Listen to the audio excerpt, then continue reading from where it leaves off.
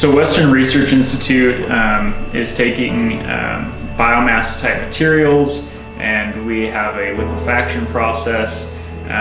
This process uses green solvents or renewable solvents derived from vegetable oils or other plant oils.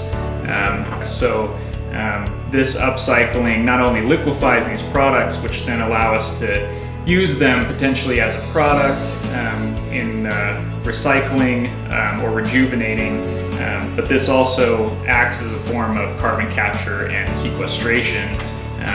And so we're capturing CO2 in these materials for long-term storage.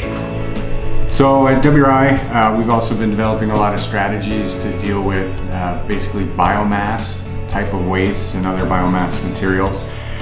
There's a lot of things that we use that create a lot of waste. This could be construction materials, it could be things from the paper industry, it could be food, it could be things for cotton from the clothing industry. A lot of these things have a lot of properties and chemistries in common, and so we've developed some strategies to upcycle these wastes, because the reality is a lot of these wastes get burned or they get landfilled. And so this sample here is a sample of lignin. Lignin is the second largest available biopolymer on the planet, and it gets produced in the paper industry. So anytime we're using it for our copy paper or for our toilet paper or all the things that we hold dear, there's a tremendous amount of waste produced from that.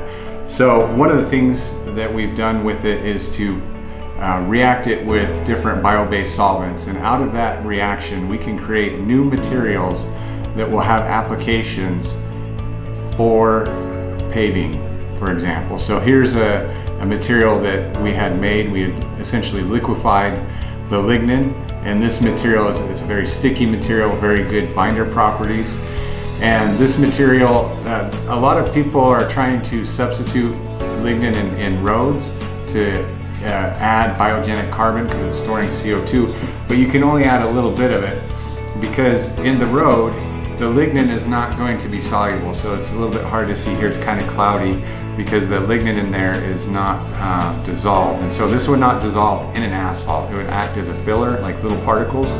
After we run our process on it, the material becomes completely soluble in an asphalt, and so this material then can work as a binder by itself or be substituted for asphalt binder to help lower CO2 footprint for paving. WRI is helping to find new ways to think about biomass utilization, or new ways of incorporating biomass or parts of biomass into new products for the markets. The biggest thing is we keep an open mind when thinking about biomass or what biomass products can be as we look at a potential utilization for the biomass.